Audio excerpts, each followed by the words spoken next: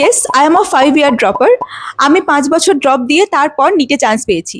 ২০১৭-তে আমি আমার প্রথম নিট প্রিপারেশন শুরু করি এবং ২০২২-এ আমি আমার নিট প্রিপারেশন শেষ করি। Currently I am a final year medical student from Malda medical college and hospital, West Bengal. তোমাদের অনেকের কাছে অনেক কোয়েশ্চেন আছে, দিদি ৫ বছরে তুমি তো অনেক ভুল করেছিলে। আমি জানি আমি ৫ বছরে অনেক ভুল করেছিলাম এবং সেই ৫টা ভুল আজকে তোদের সঙ্গে ফটাফট ৫ মিনিটে শেয়ার করব, যাতে আমার মতো তোদেরকে তোদের ৫ বছর বা ২ বছর বা ৩ বছর বা ৪ বছর ওয়েস্ট করতে না হয়। আমি জানি আমার ভিডিও যারা দেখিস তারা সবাই কিন্তু ম্যাক্সিমাম তোরা ড্রপার, খুব কমই ফ্রেশার্স আমার ভিডিও দেখিস। তো আমি আজকে আমার ৫টা সবচেয়ে বড় মিস্টেকের কথা বলবো, যেই ভুলগুলো হয়তো আমি আগে না করলে আমি আরো অনেক আগে সিলেকশন পেয়ে যেতাম। অ্যান্ড আই হোপ সেটা তোদের প্রচুর পরিমাণে হেল্প করবে। উইদাউট এনি ফার্দার ডিলে চল ভিডিওটা স্টার্ট করি।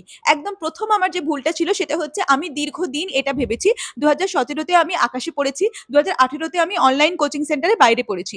কিন্তু আমার তারপরেও এমন অনেক জায়গায় আমি পড়েছি, টিউশন পড়েছি, কিন্তু আমার কখনোই প্রপার কোনো একটা কোচিং নেওয়ার কথা মনে হয়নি। আমার মনে হতো আমি একাই পড়ে নিতে পারবো, আমার প্রপার কোনো কোচিং দরকার নেই। তাতে করে আমার যে প্রবলেমটা হলো, আমি ২০১৭ আর ২০২২ এটার মধ্যে তো অনেকটা ডিফারেন্স। ততদিনে কোশ্চেনের ট্রেন্ড পাল্টে গেছে, কোশ্চেনের ধরন পাল্টে গেছে। শুধু ইউটিউব দেখে পড়ে সিলেকশন হতো না। তো ফিজিক্সওয়ালার মতো একটা অনলাইন কোচিং ইনস্টিটিউশন ছিল, যেটা কথা আমি ভাবিনি, আমার মাথাতেই আসেনি। আমি আগেও বলে দিচ্ছি এটা কিন্তু কোনো প্রমোশনাল ভিডিও নয়। তো আমি ভাবিও নি, আমার মাথাতেও আসেনি। তো সেই কারণের জন্য কি হলো, আমি ২০২১-এ কোচিং নিলাম না এবং তার ফল আমি এক্সামে দেখতে পেলাম। মাত্র ৩০ থেকে ৪০ নাম্বারের জন্য আমার সিলেকশন হলো না। তো তারপর আমি ডিসাইড করি যে ২২-এ আমি কোচিং নেব এবং কোচিং নিই। অ্যান্ড আমি পার্সোনালি আমি বলতে পারি যে শুধু কোচিং নিলেই হবে না, সেই কোচিং এর একটা পারফেক্ট স্যারও তোমাকে নিতে হবে। আমি বায়োলজি তো আমার আগে থেকেই রেডি ছিল, কিন্তু আমার অনেক ফ্রেন্ড আছে যারা বায়োলজির জন্য তরুণ স্যারের কাছে পড়েছিল। তো হি ইজ ফ্যাবুলাস, ঠিক আছে? আমি শুনেছি এবং আমি জানিও নিজে হি ইজ ফ্যাবুলাস। এছাড়া ফিজিক্সের জন্য সবাই জানো, সবার ফেভারিট এমআর স্যার। দেন কেমিস্ট্রির জন্য আমি সুরেশ স্যার না, সরি ওনার নামটা কি ছিল? আমার এক্স্যাক্টলি নামটা মনে পড়ছে না স্যারের, বাট ফিজিক্যাল কেমিস্ট্রি পড়াতেন। আমি এখানে নামটা মেনশন করে দেব। আর হচ্ছে অর্গানিকের জন্য তো আমি পঙ্কজ স্যারের কাছে পড়তাম। আর ইনঅর্গানিকের জন্য আমি মোটামুটি সবকিছু মিলিয়ে পড়তাম। বাট ইউটিউবে একজন স্যার ছিলেন, তো ওনার কাছ থেকেই, বরুণ স্যার আই গেস, ওনার কাছ থেকে আমি মেইনলি পড়তাম এইগুলো।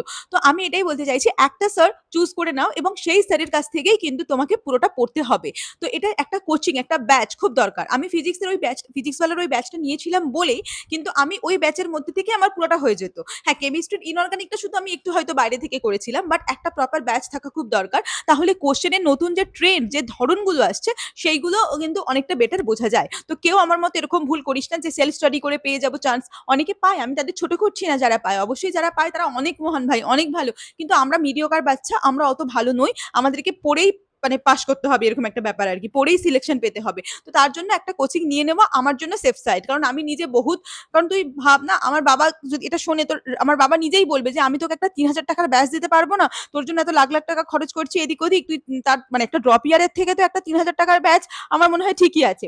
নেক্সট আমি যে পয়েন্টটা বলবো সেটা হচ্ছে মক টেস্ট ইজ ইম্পর্টেন্ট। এটা আমি আমার লাইফের অনেক পরে বুঝেছি। ২০ সালে আমার একটা ফ্রেন্ড ছিল, যেই ফ্রেন্ডটা মক টেস্ট, আমি যখন তখন ২০ সালে মনে হয় মোস্ট প্রবাবলি এক্সাম ছিল সেপ্টেম্বর মাসে, ঠিক আছে? আর আমার একটা ফ্রেন্ড ছিল, সেই ফ্রেন্ডটা ওই অ্যারাউন্ড ফেব্রুয়ারি করে এক্সাম দেওয়া স্টার্ট করে দিয়েছিল। আমি তখনও এক্সাম দেওয়া স্টার্ট করিনি। আমি যখন এক্সাম দিলাম, আমি এক্সাম দেওয়া শুরু করলাম এপ্রিল মে মাসের দিকে, তখন আমি বায়োলজিতে 164 পাচ্ছি ৩৬০ এর মধ্যে। ভাবতে পারছিস আমার অবস্থা? আর সেই ফ্রেন্ডটা তখন এক্সাম দিয়ে আলটিমেটলি সে নিটে কত পেল? ৬১০, আর আমি নিচে কত পেলাম? 480। তো এটাই হচ্ছে ডিফারেন্স এক্সাম দেওয়া আর এক্সাম না দেওয়ার মধ্যে। এটা তোদের অনেক সময় আমি তোদের এটাকে না বলি, কিন্তু তোরা না বুঝতে পারিস না। তো আমি জাস্ট নাম্বারের ডিভিশনটা বুঝতে পারলি যে নাম্বারের ডিফারেন্স কোনটা? কেউ একটা পাচ্ছে 480 এক্সাম না দিয়ে, আর এক্সাম দিয়ে কেউ পাচ্ছে ৬১০। তো এইখানেই হচ্ছে ডিফারেন্স এক্সাম দেওয়া আর এক্সাম না দেওয়ার মধ্যে। শুধু এক্সাম দিলেও হবে না। আমি আবার ২১ সালে এক্সাম দিয়েছি, ২০ সালে দেইনি, ২১ সালে এক্সাম দিয়েছি, কিন্তু ২১ সালে আবার এক্সাম অ্যানালিসিস করিনি। তো এক্সামটা যদি তুমি দিচ্ছই, তা অ্যানালিসিস যদি না করো তাহলে আমার লাভটা কি হচ্ছে? অ্যানালিসিস করা মানে কি? অ্যানালিসিস করা মানে আমার কোন চ্যাপ্টার থেকে বেশি ভুল হচ্ছে, কোন চ্যাপ্টার থেকে কম ভুল হচ্ছে, কোন চ্যাপ্টার আমি একদম পারছি না, কোন চ্যাপ্টার আমি ভালো করে পড়ে এলাম, এক্সামে গিয়ে কোশ্চেন নামাতে পারছি না, কোন চ্যাপ্টারের পিওয়াইকিউর বাইরে থেকে কোশ্চেন আসছে, কোন চ্যাপ্টার শুধু পিওয়াইকিউ করে আসলেই হয়ে যাবে, কোন কঠিন কঠিন চ্যাপ্টারের ওয়েটেজ অনেক কম, কোন ইজি চ্যাপ্টারের ওয়েটেজ অনেক বেশি। এগুলো যদি আমরা কোশ্চেন প্র্যাকটিস না করি বা মক টেস্ট না দিই, তাহলে জানবো কি করে? অ্যানালিসিস না করি তাহলে জানবো কি করে? ঠিক আছে? তো সেকেন্ড পয়েন্ট এটা। থার্ড পয়েন্ট আমি যেটা বলবো সেটা হচ্ছে PIQ. PIQ is base of everything. ঠিক আছে? আমরা এটা ভুলে যাই বারবার। মানে আমি তো বলতে পারি যে কোনো এক্সামের সেটা নিট পিজি হোক, নিট ইউজি হোক, আইএনআই সিইটি হোক, জেইই মেন্স হোক, যে কোনো এক্সামের পিওয়াইকিউ হচ্ছে একদম কি অফ দ্য সাকসেস। এটা আমি অনেক পরে বুঝেছি। 20 সালের এক্সাম দেওয়ার পর আমার প্রথম ফিল হয় যে এক্সামে maximum question specially physics and physical কেমিস্ট্রিতে তো পিওয়াইকিউ থেকেই আসে। ঠিক আছে? তো আমি একটা এখানে আমার মনে পড়লো ফিজিক্যাল কেমিস্ট্রি বলতে তো ওই স্যারটার নাম ছিল সার্ভেশ স্যার। আমি সার্ভেশ স্যারের থেকে ফিজিক্যাল কেমিস্ট্রি পড়েছিলাম। He is a gem literally, মানে ভাবতে পারবি না যে উনি কতটা ভালো ফিজিক্যাল কেমিস্ট্রি পড়ান। ঠিক আছে? তো নেক্সট আমি যে পয়েন্টটা বলবো যে you have to be perfect. তোর কিন্তু এক্সামে তুই কোশ্চেন অ্যাটেন্ড করে আসাটা ইম্পর্টেন্ট নয়। আমার অনেক দিন এরকম মনে হতো আমাকে সব কোশ্চেন অ্যাটেন্ড করে আসতে হবে। না ভাই, তোকে পারফেক্টলি কোশ্চেন অ্যাটেন্ড করে আসতে হবে, কারণ এটা নেগেটিভ মার্কের এক্সাম। আমি দেখেছি সবাই নিটের স্ট্র্যাটেজি বানায়, নেগেটিভ মার্ক নিয়ে কেউ কথাই বলে না। আনতাবড়ি কোশ্চেন ওখানে অ্যাটেন্ড করে আসলে হবে না। ওইখানে পরীক্ষার হলে বসে বা এটাই মক টেস্টে প্র্যাকটিস, বুঝতে পারছিস? যে আমি কোন কোশ্চেনটা ছাড়বো, কোন কোশ্চেনটা ধরবো, কোন কোশ্চেনটা করে আসবো। আমি এরকম প্রচুর করে এসেছি। 100 নম্বর নেগেটিভ খেয়ে যাচ্ছি, 680 অ্যাটেন্ড করে এসে 100 নম্বর নেগেটিভ, 580 আউট অফ সিলেকশন। বুঝতে পারছিস ডিফারেন্সটা এইখানে? তুই 650 অ্যাটেন্ড কর, 20 নেগেটিভ খা, তাহলেও তুই পাবি 630। ঠিক আছে? তাহলে তুই সিলেকশনের মধ্যে থাকছিস। এই ভুলটা কিন্তু কোনোভাবেই করা যাবে না। আর এই জিনিসটা আসবি যত তুই প্র্যাকটিস করবি, যত তুই ওয়েমারে প্র্যাকটিস করবি, যত তুই কোশ্চেন নিজে ধরে ধরে টাইম লাগিয়ে প্র্যাকটিস করবি, তাহলেই কিন্তু আসবে। আদারওয়াইজ কিন্তু আসা কোনোভাবেই সম্ভব নয়। নেক্সট আমি 4 নম্বর পয়েন্ট হিসেবে যেটা বলবো সেটা হচ্ছে ইউ নিড ওয়ান রিসোর্স। একটা জায়গার রিসোর্স তোকে ইউজ করতে হবে। একজনের বা দুজনের ভিডিও তুই দেখবি, সেই ভিডিওর one notes, one resource, one notes, and সেই one notes one revision copy. ঠিক আছে? And multiple time revision. কি বললাম বুঝতে পারলি? One notes, one resource, one copy and multiple time revision. ঠিক আছে? 1000টা নোট নিয়ে বসে মানে পড়াশোনা হয় না, বিশ্বাস কর। 1000টা নোটস আমি নিলাম পড়ছি না, এভাবে হয় না।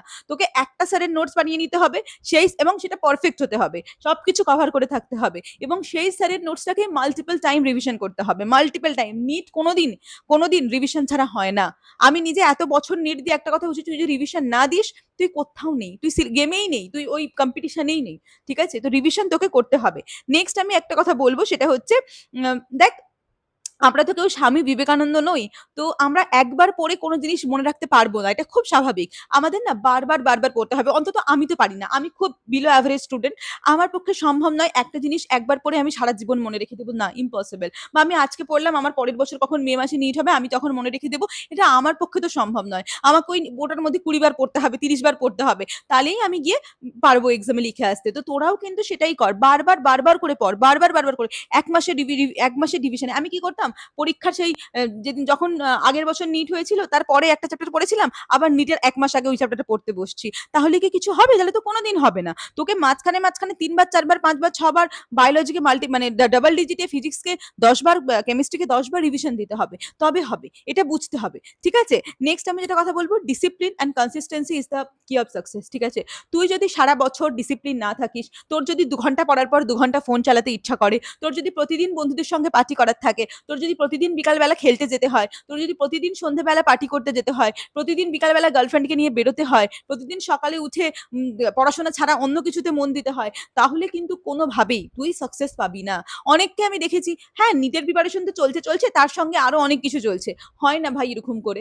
যারা নিটের জন্য ড্রপ দেয় বা যারা নিটের জন্য প্রিপারেশন নেয়, তারা তাদের লাইফের সবকিছু ছেড়ে দিয়ে নিটের জন্য পড়ে। হ্যাঁ, আমি অনেককে বলতে শুনেছি আমি সবকিছু করতাম তার সঙ্গে নিট দিয়েছি, কিন্তু আমাদের মতো বাচ্চাদের জন্য ওটা নয়। হয়তো আমি অনেক ডাম বাচ্চা, আমি পড়াশোনা করতে পারি না, বাট আমার জন্য যেটা হয়েছে আমি সেটাই তোদের সঙ্গে শেয়ার করছি। হয়তো অন্য অনেকে তোর সঙ্গে শেয়ার করবে যে আমি এক্সট্রা কারিকুলার অনেক অ্যাক্টিভিটিসের সঙ্গেও নিট দিয়েছি এবং আমি চান্স পেয়ে গেছি, বাট আমার জন্য হয়নি। আমাকে অনেক পড়তে লাগে, আমি অনেক টাইম ধরে আমাকে পড়তে লাগে, অনেকবার করে রিভিশন করতে লাগে, অনেকবার করে কোশ্চেন প্র্যাকটিস করতে লাগে, অনেকবার করে মক টেস্ট দিতে লাগে, তবে গিয়ে আমি সিলেকশন পেয়েছিলাম। তো আমার এই জিনিসগুলো আমি তোদের সঙ্গে শেয়ার করলাম, অ্যান্ড আই হোপ এই ভুলগুলো তোরা তোদের লাইফে আর করবি না, যাতে মানে নিজের ড্রপ ইয়ারকে না বাঁচাতে শেখ। আমি বলছি, আমি বিশ্বাস কর, আমি সবসময় মানে চাইতাম যে একটা কেউ থাকুক যে আমাকে একটু গাইড করুক, যে আমাকে একটু বলে দিক আমার কোথায় ভুল হচ্ছে, কি ভুল হচ্ছে, কেন পারছি না আমি, কেন আমার হচ্ছে না, আমি এত ভালো স্টুডেন্ট ছিলাম স্কুলে, তাহলে আমি কেন পারছি না, কেন আমার সিলেকশন হচ্ছে না, কি করলে সিলেকশন হবে, 4 বছর হয়ে গেছে ড্রপ দিচ্ছি,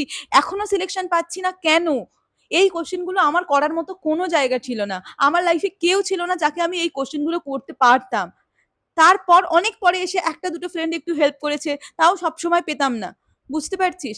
তো এই যে জিনিসগুলো না আমি সেই কারণেই তোদেরকে এই ভিডিওগুলো এতবার করে বানাই এবং এতবার করে বলি যাতে আমি যেটা ফেস করি সেটা আমার মতো কেউ না ফেস করুক। বিশ্বাস কর তোরা অনেক ভালো বাচ্চা, আমার থেকে তো অনেক ভালো বাচ্চা। তোরা সিলেকশন পাবি না এটা হতেই পারে না। জাস্ট একটা প্রপার স্ট্র্যাটেজি, একটা perfect way of learning, perfect way of practising, তোরা যে কেউ নিট ক্র্যাক করতে পারবি। নিট ক্র্যাক করা এতটা কিছু টাফ এক্সাম নয়। আমার মনে হয় আমি আমার নিজের এক্সপেরিয়েন্সই তোদেরকে বোঝাতে চাইলাম। ভেবে বলেছিলাম ৫ মিনিটে বলবো, বাট ১০ মিনিট হয়ে গেছে।